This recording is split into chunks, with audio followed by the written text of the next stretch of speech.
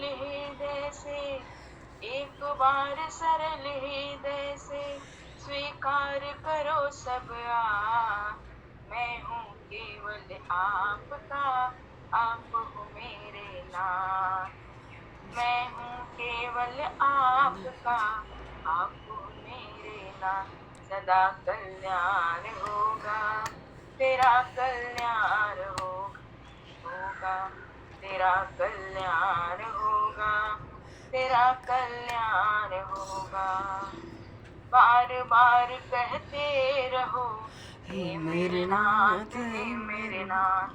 बार बार कहते रहो हे मेरे नाथ, हे मेरे नाथ। श्वास श्वास कहते रहो हे मेरे नाथ, हे मेरे नाथ। श्वास श्वास कहते रहो हे मेरे नाथ, हे मेरे नाथ। करुण हृदय से करो पुकार हे मेरे नाथ, हे मेरे नाथ। करुण हृदय से करो पुकार हे मेरे नाथ, हे मेरे नाथ। मैं हूँ केवल आपका, आप हो मेरे नाथ। मैं हूँ केवल आपका, आप हो मेरे नाथ। आप मैं हूँ केवल आपका नाथ, हे मेरे नाथ, हे मेरे नाथ। आप हो केवल मेरे नाथ, हे मेरे नाथ, हे मेरे नाथ। आप हो केवल मेरे नाथ, हे मेरे नाथ, हे मेरे नाथ। मेरे सिर पर अपना हाथ रख दो, मेरे सिर पर अपना हाथ रख दो हे मेरे नाथ, हे मेरे नाथ। हे मेरे नाथ, हे मेरे नाथ। आप हो हरदम मेरे साथ हे मेरे नाथ, हे मेरे नाथ। आप हो हरदम मेरे साथ हे मेरे नाथ, हे मेरे नाथ। मैं आपको भूलूं नहीं, मैं आपको भूलूं नहीं, रखूंगा हरदम याद। मैं हूँ केवल आपका, आप हो मेरे नाथ।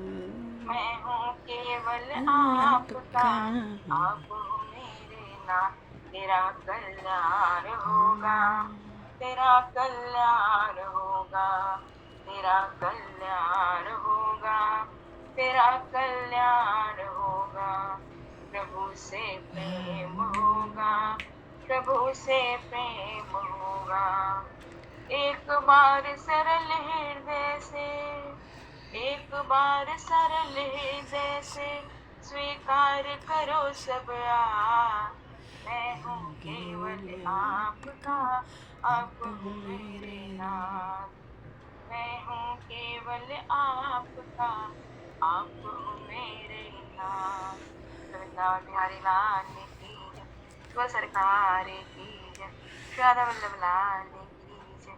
जय जय श्री राधे, जय जय। हरिशरणम।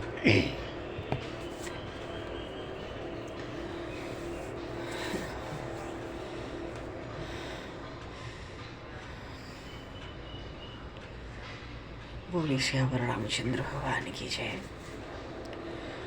श्री आदिवर कृष्णचंद्र भगवान की जय, श्री चैतन्य महाप्रभु की जय, श्री बांके बिहारीलाल की जय, श्री गौरी शंकर भगवान की जय, श्री हनुमान जी महाराज की जय, श्री वृंदावन प्रेम धाम की जय, श्री अयोध्या धाम की जय, श्री पंडरीनाथ भगवान की जय, सब संतन की जय, सब भक्तन की जय, सदगुरुदेव भगवान की जय, गंगा मैया की जय, जमुना मैया की जय, सरजू मैया की जय, गौ माता की जय, तुलसी माता की जय, पृथ्वी माता की जय, काशी महारानी की जय। जय जय श्री सीताराम, जय जय श्री राधेश्याम। नमः पार्वती पते, हर हर महादेव। अनंत कोटि ब्रह्मांड नायक सर्वेश्वर पूर्ण परात्पर ब्रह्म, असंख्य कल्याण गुणगण निलय, भक्त वांछा कल्पतरु, शरणागत वत्सल भक्त वत्सल, दीनबंधु दया सिंधु भगवान श्री सीताराम जी महाराज की असीम कृपा करने से श्री हनुमान जी महाराज की परम पावन भावमयी सन्निधि में, महापुरुषों की भावमयी उपस्थिति में एवं आप सभी श्रद्धालु भक्त वैष्णवों की मंगल सन्निधि में मानव जीवन का सर्वोत्कृष्ट फल भगवत गुणगान, भगवत स्मरण का आनंद हम सभी भगवान श्री कृष्ण चैतन्य देव के लीला चरित्रों के माध्यम से प्राप्त करने जा रहे हैं। सर्वप्रथम आप सभी भक्तजनों के श्री चरणों में भगवत भाव से सादर वंदन, सादर नमन। आप सभी को यथायोग्य जय सियाराम, जय जय श्री राधे हरि शरणम, निताई गौर हरि बोल, जय श्री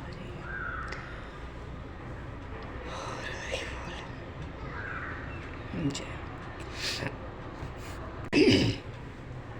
जय वराहपीडं नटवरवपुः कर्णयो कर्णिकारम्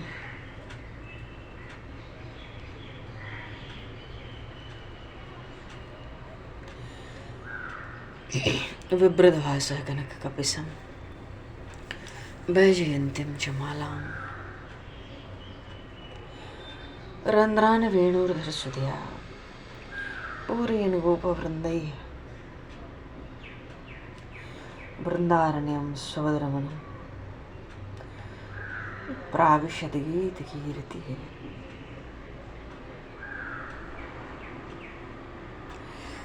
बोलिए श्री नंदन श्याम सुंदर भगवान की जय।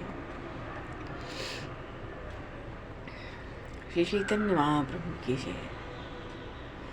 निताई गौर हरि बोल।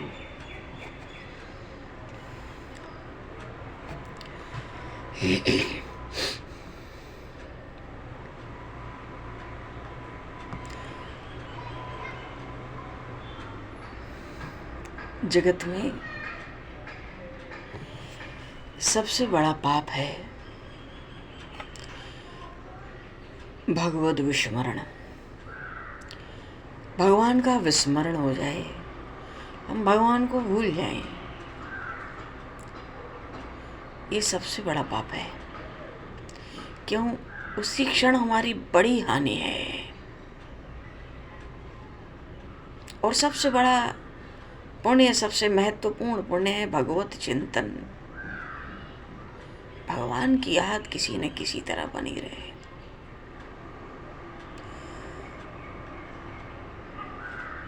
श्रीमद् भगवद गीता जी में जहाँ जहाँ योगेश्वर भगवान श्री कृष्ण ने प्रतिज्ञा की है, वहाँ वहाँ चिंतन पर बड़ा जोर दिया है। सर्वकाल चिंतन, निरंतर चिंतन, निरंतर स्मरण, सतत स्मरण।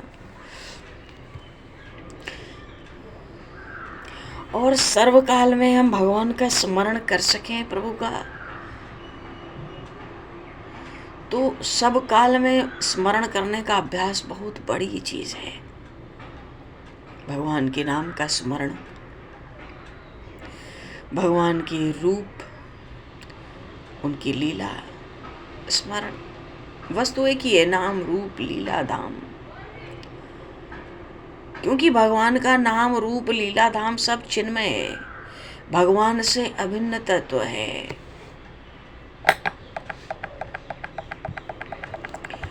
और सर्वत्र भगवत दर्शन होता रहे, उसका उपाय है भक्ति। हम भगवान में अपना प्रेम बढ़ावें, उनका भजन करें, उनके नामों का जप करें, उन्हीं के नामों का कीर्तन करें। इससे भगवान हमारे अंतःकरण को शुद्ध करके उसमें अपने विशुद्ध ज्ञान का प्रकाश कर देंगे।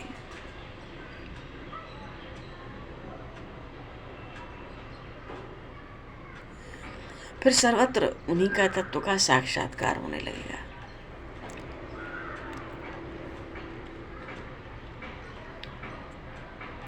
जीव जगत तो इतना व्याकुल है, हमको प्रभु से प्रार्थना करनी चाहिए, प्रभु हम तो दिन रात दुनिया के दुख की, शोक की, पीड़ा की, निराशा की, असफलता की, अपमान की, अभाव की, अकाल की, दरिद्रता की, वियोग की, रोग की, मृत्यु की जो डरावनी सूरतें हैं, इनको देख देख के भयभीत होते हैं। पर हे प्रभु, आप बड़े चतुर खिलाड़ी हो, बड़े विलक्षण बहुरूपी हो। तो क्या ये सत्य नहीं है कि इन सब रूपों को धारण करके एक तुम ही तो मुझसे खेलने आते हो?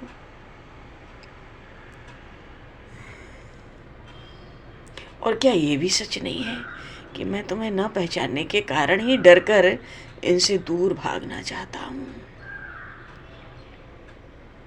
सो हे प्रभु, मुझे ऐसी दिव्य आंखें दे दो कि फिर तुम्हें पहचानने में मैं कभी भूल ही ना करूं। चाहे तुम किसी भी रूप में आओ, मैं तुम्हें पहचान ही लूं। तो तुम्हारे नए नए खेलों को देखकर वैसे ही खेलता रहूं। जैसे सूर्य की किरण देखते कमल खिल जाता है,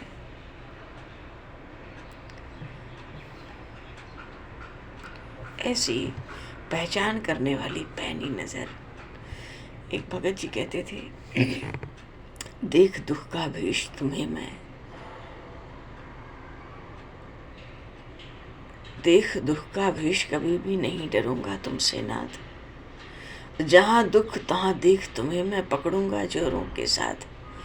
तेरे बिना नहीं जब कुछ भी, फिर मैं फिर किस लिए डरूं। मृत्यु साज सज सज आओ, तो चरण पकड़ सानंद भरूं।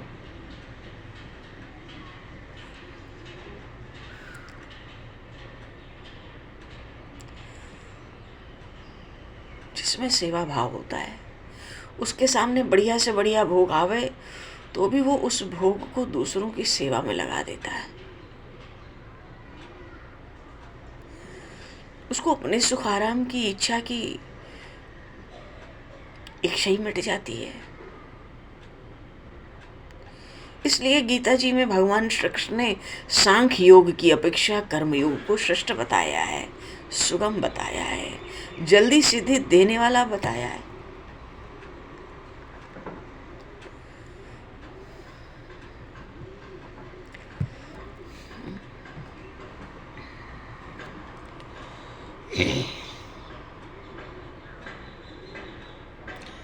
भाई जी गृहस्थियों के लिए 3 बड़ी मुख्य बातें बताते हैं।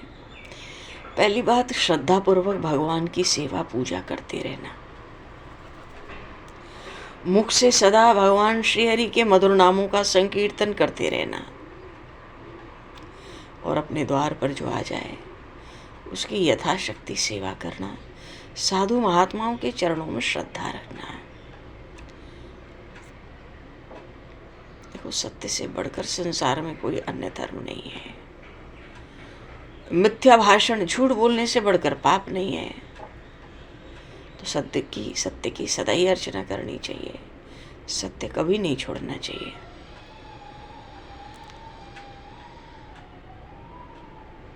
सत्यवादी मनुष्य देखा जाए तो आर्थिक दृष्टि से दरिद्र हो जाता है, पर वो मनुष्यों का वास्तविक राजा होता है। अपने मन और इंद्रियों को वश में करके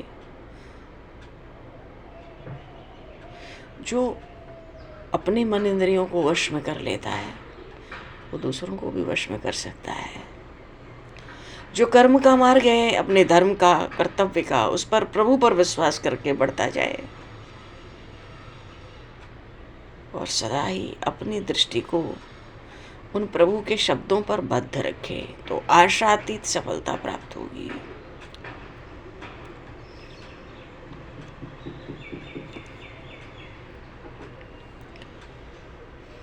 आशातीत सफलता। शत्रु से भी प्यार होना चाहिए। जो हमें शाप दें हम उनको भी आशीर्वाद दे दें। जो हमसे घृणा करें हम उनकी भी भलाई कर लें। उनके लिए भी प्रभु से प्रार्थना करें।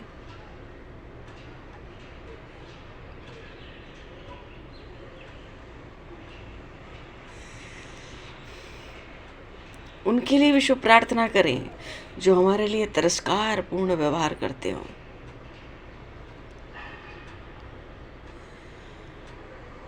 मनुष्य जन्म का तो जो समय है वो बहुत कीमती है।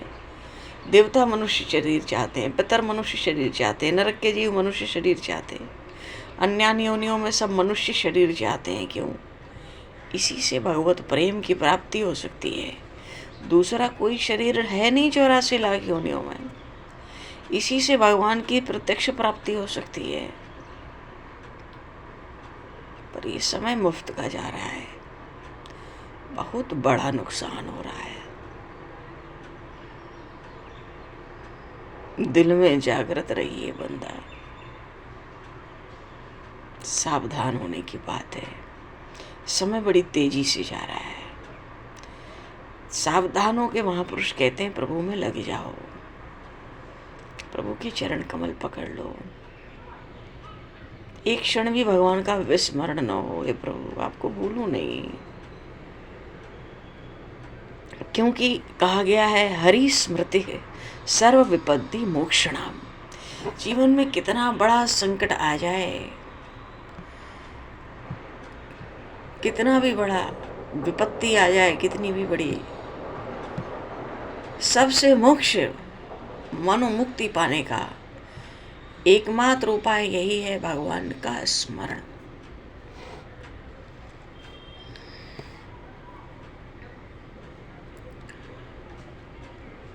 भगवद स्मरण।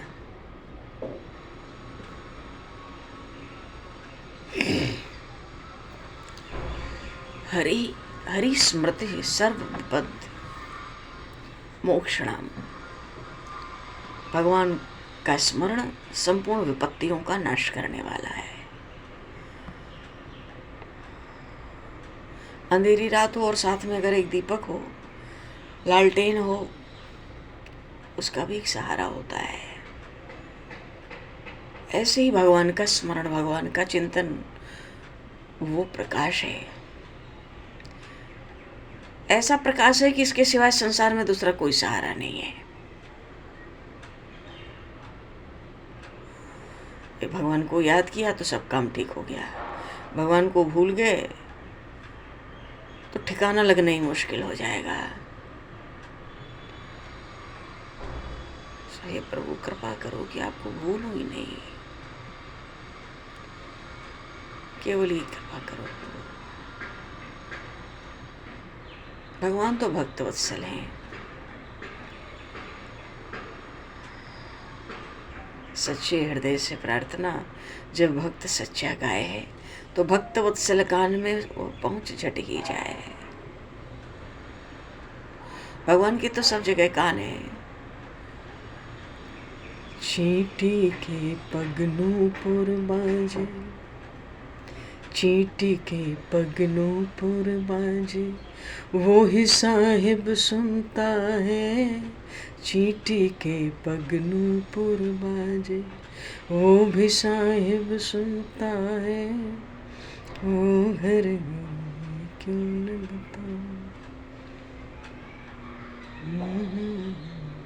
सब जगह भगवान के कान है। हम कुछ भी बोलते हैं तो भगवान के कान में ही बोलते हैं।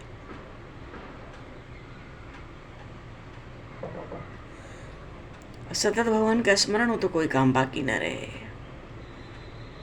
भगवान की प्राप्ति हो जाए।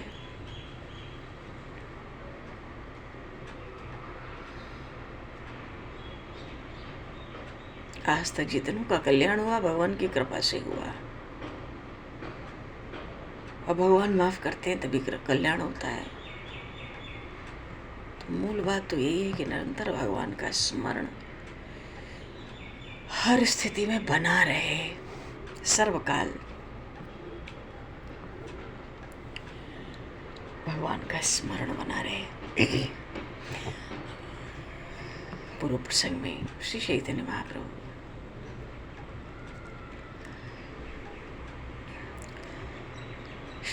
महाप्रभु दक्षिण यात्रा में निकले तो दक्षिण के नाम पे पूरी यात्रा ही हो गई उधर से पूरा घेरा लगाकर। और संपूर्ण भ्रमण में मार्ग में महाप्रभु ने भगवान नाम का खूब प्रचार किया। हरिनाम संकीर्तन का आनंद प्रेम, जितने निवासी होते थे आसपास मार्ग के, सबको महाप्रभु ने वितरण किया और सबको विशेष रूप से श्री कृष्ण नाम संकीर्तन और श्री कृष्ण प्रेम का दान किया। अपने दर्शन, अमोघ दर्शन का फल सबके नेत्रों को भगवान ने प्राप्त कराया, सुलभ करा लिया। बड़े उच्च स्वर से महामंत्र का कीर्तन करते हुए महाप्रभु जहाँ कीर्तन करते चारों ओर महामंत्र की महाध्वनि गूंजने लगती है। क्यों? सब इकट्ठे हो जाते हैं। जहाँ स्नान होता महाप्रभु वहाँ स्नान करते, जहाँ दान करना है वहाँ दान करते। कोई देवालय मिल जाते तो सब जगह कीर्तन, नाम स्मरण। और अधम नीच पतितों का, दीनों का, दुखियों का, अनाथों का उद्धार करते चलते।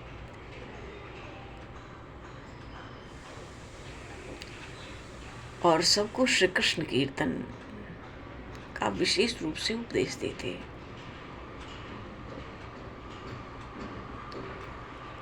श्री प्रबोधानंद सरस्वती जी महाराज कहते हैं, संसार सिंधु तरणे हृदयम यदि स्यात् संकीर्तनामृत रसे रमते मनश्चेत प्रेमाम्बुधो विहरणे यदि चित्तवृत्तैः चैतन्य चंद्र चरणम शरणम प्रयातु।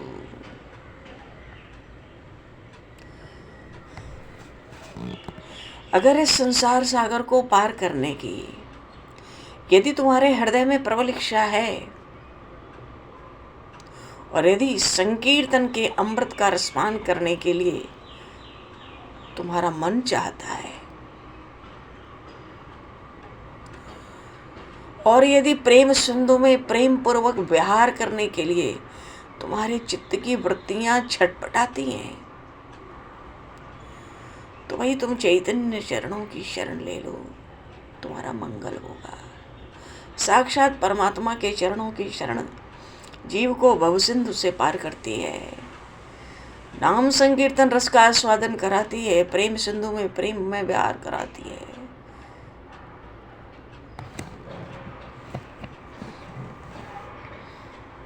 क्योंकि प्रेम में न भय है, प्रेम में न द्वेष है। जिसने प्रेम का प्याला पी लिया फिर तो उसको संसार में सब जगह उसी एक प्रेम, प्रेमास्पद प्रभु का ही रूप दिखाई देता है।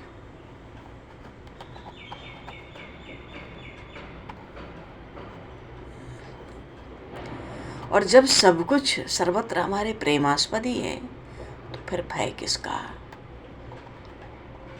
भय तो दूसरे से होता है। यदि कण-कण में अपने प्यारे प्रभु ही हैं, वो ही तो एकमात्र जीव के अपने हैं, तो फिर भय किसका? अपने आप से किसी को भय नहीं होता। द्वेष भी गैर से किया जाता है, अपने आप से कोई द्वेष भी नहीं करता। जब सब कुछ श्याम सुंदर है और सब श्याम सुंदर के हैं, तब द्वेष किससे करें और क्या करें? महाप्रभु श्री गौरांग देव भ्रमण करते हुए खांडवा देव में देवदासियों को श्री कृष्ण कीर्तन का उपदेश करके आगे चले। वहां से थोड़ी दूर आगे गए तो एक वन था, जंगल, उसका नाम था चोरानंदी। उस वन में बहुत से डाकू रहते थे और उन सब डाकुओं में जो उनके दल का अधिपति था, प्रधान, उसका नाम था नौरोजी। डाकू का नाम था नौरोजी। बहुत क्रूर था और बहुत हिंसक था। सब लोग उसके नाम से थर्राते थे।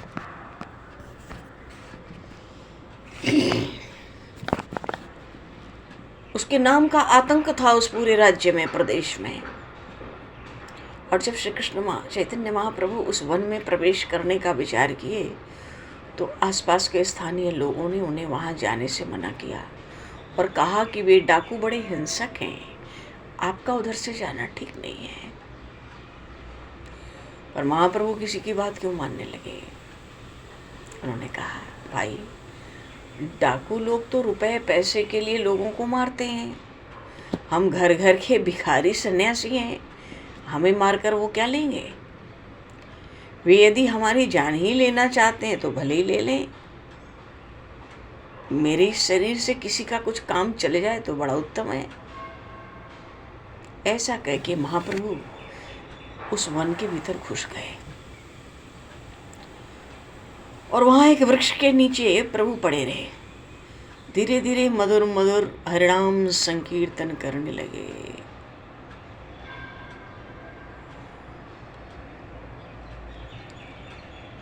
हरिनाम संकीर्तन करने लगे। डाकुओं के प्रधान ने, दलपति ने सुना कोई सन्यासी हमारे यहाँ जंगल में आया है, तो अपने डाकुओं के दल के बहुत से डाकुओं के साथ प्रभु के पास आया और आकर प्रभु को भोजन के लिए निमंत्रित किया उसने और आग्रह किया, प्रभु आप हमारे स्थान पे चलिए। महाप्रभु ने कहा, हम तो सन्यासी हैं, वृक्ष के नीचे ही हमारा आसन ठीक है। रही बात भोजन की, सो भिक्षा ही हमारा एकमात्र आधार है। आप जो भिक्षा में ले आवेंगे उसको हम बड़े हर्ष से स्वीकार कर लेंगे। बोली श्री चैतन्य महाप्रभु की जय। प्रभु की ऐसी आज्ञा पाकर वो जो डाकू था नौरोजी सबके साथ तरह तरह के खाने की सामग्री ले आया और महाप्रभु तो श्री कृष्ण प्रेम में विभोर थे, उनको शरीर का ज्ञान था ही नहीं, प्रेम में गदगद कंठ से उन्मत्त की तरह कीर्तन कर रहे थे, कभी कभी नाचने भी लगते थे। तो डाकू अपने अन्य डाकुओं के साथ महाप्रभु को घेर के चारों ओर से बैठा था। ऐसा अभूतपूर्व अलौकिक प्रभु प्रेम को देखकर उसका भी पत्थर जैसा हृदय पसीज गया।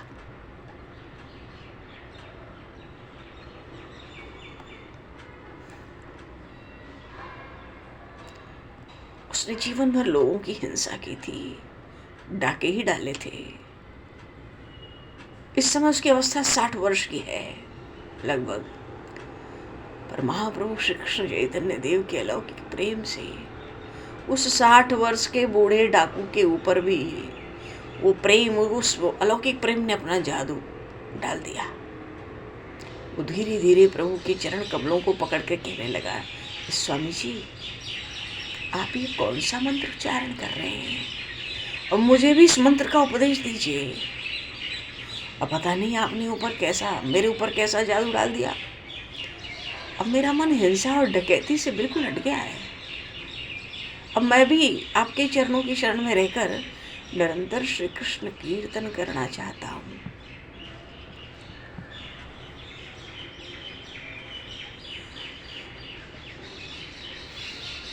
आप मुझे इस मंत्र का उपदेश दीजिए जो आप गा रहे हैं।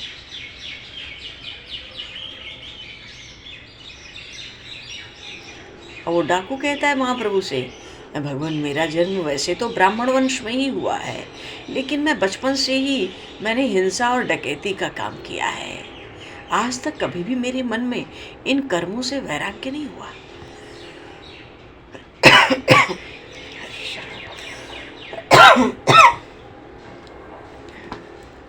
मुझे कभी वैराग्य नहीं हुआ, घृणा नहीं हुई।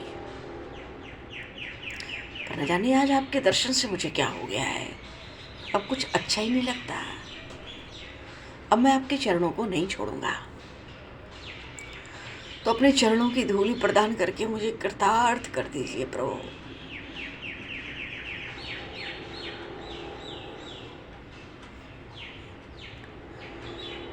और जिस मंत्र के संकीर्तन से आप इतने आनंद मगन हो रहे, उसका उपदेश मुझे भी कीजिए। महाप्रभु ने उसकी आर्तवाणी सुनी, कहने लगे, नौरोजी तुम बड़े भाग्यशाली हो। क्यों तुमको वृद्धावस्था में ऐसा प्रेम ज्ञान भक्ति की बातें प्राप्त हो गई? अरे श्री कृष्ण कीर्तन ही संसार में सार है। धन रत्न तो सब नश्वर हैं, क्षणभंगुर हैं, क्षणिक हैं, और तुम घबराओ मत। भगवान तो प्रतिज्ञा पूर्वक कहते हैं कि चाहे कोई कितना भी बड़ा दुराचारी क्यों ना हो, अपि चेत्सु दुराचारो भजते माम अनन्य भाव। श्रीमद् भगवद गीता में भगवान श्री कृष्ण कहते हैं अपि चेत्सु दुराचारो। संत महात्माओं के लिए, भगवत भक्तों, रसिकों, प्रेमियों के लिए ये श्लोक भगवान ने नहीं कहे हैं, अतिशय दुराचारी, अतिशय पापियों के लिए कहे हैं। अपि चेत्सु दुराचारो भजते माम अनन्य भाग साधुरेव स मंतव्य समग्र भवस्तो ही सः क्षिप्रम भवति धर्मात्मा सा स्वच्छंदन गच्छति कौन्तेय प्रतिजानहि न मे भक्तः प्रणश्यति।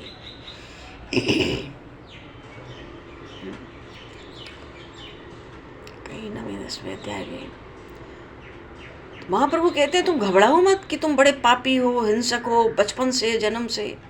भगवान ने तो प्रतिज्ञा करके कहा है चाहे कोई कितना भी दुराचारी क्यों ना हो, यदि वो अनन्य भाव से मुझे भजता है तो उसे साधु ही मानना चाहिए। अरे दयालु भगवान श्री हरि ने तुम्हारे ऊपर परम कृपा की है, जो तुम्हें सद्बुद्धि प्रदान की है। अब तो तुम निरंतर हरिनाम कीर्तन ही किया करो। ऐसा उपदेश करके निरंतर हरिनाम कीर्तन, प्रभु ने उसको महामंत्र की दीक्षा दी है। हरे राम राम राम हरे हरे कृष्ण कृष्ण कृष्ण हरे हरे राम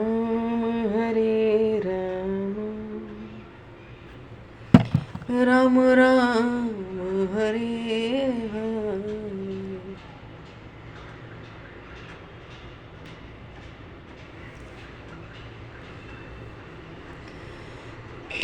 हरे कृष्ण कृष्ण कृष्ण हरे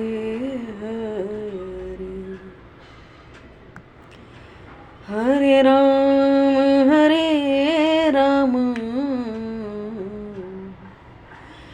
राम राम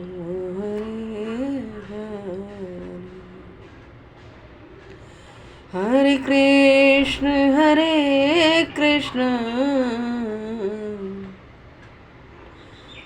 कृष्ण कृष्ण हरे हरे राम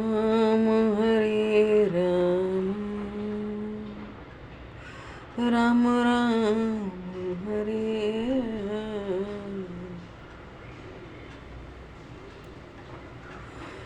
हरे कृष्ण कृष्ण कृष्ण हरे हरे राम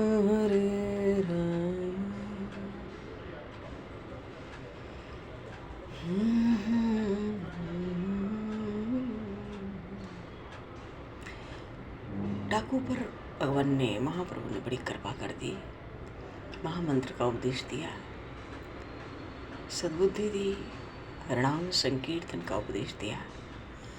नित्य नहीं, निरंतर हरिनाम संकीर्तन ही किया करो। और जब प्रातःकाल हुआ, प्रभु उठकर चलने को तैयार हुए तो उस प्रधान डाकू ने भी अपने सब अस्त्र शस्त्र फेंक दिए। अपने दल के साथ, डाकुओं के दल के साथ, सब डाकुओं को बुलाकर वो गदगद कंठ से कहने लगा, भाइयों हम सब इतने दिन साथ रहे, इस समय पे मैं तुम सबको उचित अनुचित आज्ञा देता रहा, और तुमने भी अपने प्राणों की भी कोई परवाह न करके मेरी समस्त आज्ञाओं का तुम लोगों ने पालन किया। साथ में रहने से, नित्य के व्यवहारों की गलती से अपराधों का होना स्वाभाविक है। इसलिए भाई, मुझसे जिसका कोई भी अपकार हुआ हो, वो कहता है मुझसे जिसका कोई भी अपकार हुआ हो वो मुझे हृदय से क्षमा कर दे।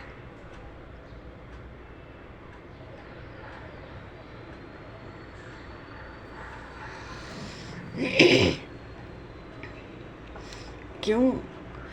अब मैं अपने भगवान की शरण में जा रहा हूं, जिनकी शरण में जाने से पापी भी सुखी और निर्भय हो जाता है। अब मैं किसी जीव की हिंसा न करूंगा। आज से मेरे लिए सब प्राणी उस परम पिता परमात्मा के ही पुत्र हैं। अब जानबूझकर आज से मैं एक चींटी की भी हिंसा न करूंगा। बाल्यकाल से आज तक मैंने धन के लिए न जाने कितने कितने कैसे कैसे पाप और हिंसाएं की, कितनी अरबों करोड़ों रुपए इन हाथों से मैंने लूटे और खर्च किए हैं। अब मैं धन को अपने हाथ से स्पर्श भी नहीं करूंगा। अब तक हजारों आदमियों का मेरे द्वारा प्रतिपालन होता था, आज से मैं स्वयं भिखारी बन गया हूं। अब पेट की ज्वाला को बुझाने के लिए मैं द्वार द्वार मधुकरी की भिक्षा करूंगा और तुम लोग मुझे क्षमा करो और ऐसा आशीर्वाद दो।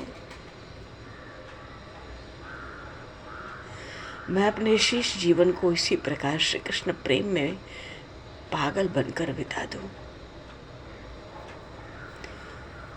ये सब बातें सुनकर प्रधान डाकू था, तो जितने डाकू थे भाई सब रोने लगे। उसका पूरा दल जो था डाकुओं का छिन्न भिन्न हो गया। बहुतों ने डाका डालने का काम ही छोड़ दिया और वो जो नौरोजी था वो तो महाप्रभु के साथ ही चल दिया। बहुत से डाकुओं ने और भी बहुत से लोगों ने प्रभु के साथ चलने की प्रार्थना की। प्रभु ने किसी को साथ नहीं लिया। अब उस परम भाग्यवान वो जो प्रधान डाकू था, उसके भाग्य की कोई क्या प्रशंसा करे, जिसको प्रभु ने प्रसन्नता पूर्वक साथ चलने की अनुमति दे दी। एक सेवक तो है ही महाप्रभु के साथ, गोविंदास। गोविंदास के पीछे पीछे नौरोजी भी चलने लगा।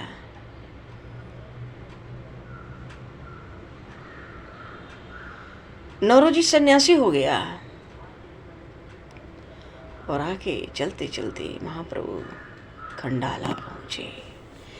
बोले श्री चैतन्य महाप्रभु की जय। महाप्रभु की लीला चरित्र साक्षात भगवान, साक्षात परमात्मा के ही लीला चरित्र है। कलयुग में मनुष्य के सुगम सरल सरस उद्धार का कारण हरनाम संकीर्तन ही है। भगवान नाम का अनन्य भाव से निरंतर सतत चिंतन ही है। इसलिए महाप्रभु ने कलयुग में अवतार लेकर भगवान ने महाप्रभु के रूप से जीवों को भगवान नाम और भगवान नाम संकीर्तन का विशेष रूप से वितरण किया, उपदेश किया, सबको आनंद दिया। आनंद और प्रेम की महाप्रभु तो अब आगे के चरित्रों में वृष्टि करने वाले हैं। बड़े ही अद्भुत चरित्र हैं और हों भी क्यों ना, साक्षात भगवान ही जब कलयुग के जीवों का उद्धार करने के निमित्त श्री चैतन्य रूप से अवतार धारण करेंगे तो वो मार्ग कितना सरल सहज सुगम सरस होगा, कितना छोटा होगा। कलियुग केवल हरि गुण गाहा। हाँ, राम ही सुमरिए राम ही गाइए, संतत सुनिए राम गुण गाम। देह धरे करिया फल भाई, भजिए राम सब काम बिहाई। काकभूषुंडी जी महाराज कहते हैं करुण जी से, अस स्वभाव कहीं सुनहु न देखऊं, कहीं खगेश रघुपति सम लेखऊं। उमा राम स्वभाव जय जाना, ताहि भजन तजि भावना आना। उमा कहूँ मैं अनुभव अपना, सतारे भजन सगत सब सपना। तेरी कृपा के बिना ही प्रभु मंगल मूल, पत्ता तक हिलता नहीं, खिले नहीं को फूल। सियावर रामचंद्र की जय। श्री राधेवर कृष्णचंद्र भगवान की जय। श्री चैतन्य महाप्रभु की जय। श्री गौरी शंकर भगवान की जय। श्री हनुमान जी महाराज की जय। सब संतन की जय, सब भक्तन की जय, सतगुरुदेव भगवान की जय। तो समय को दृष्टिगत करते हुए आवाज यहीं पर वाणी को विराम। वाक्य पुष्पांजलि प्रभु के श्री चरणों में सादर समर्पित। आप सभी को भी यथा योग्य जय श्री राम, जय जय श्री राधे, हरि शरणम, निताई गौर हरि बोल।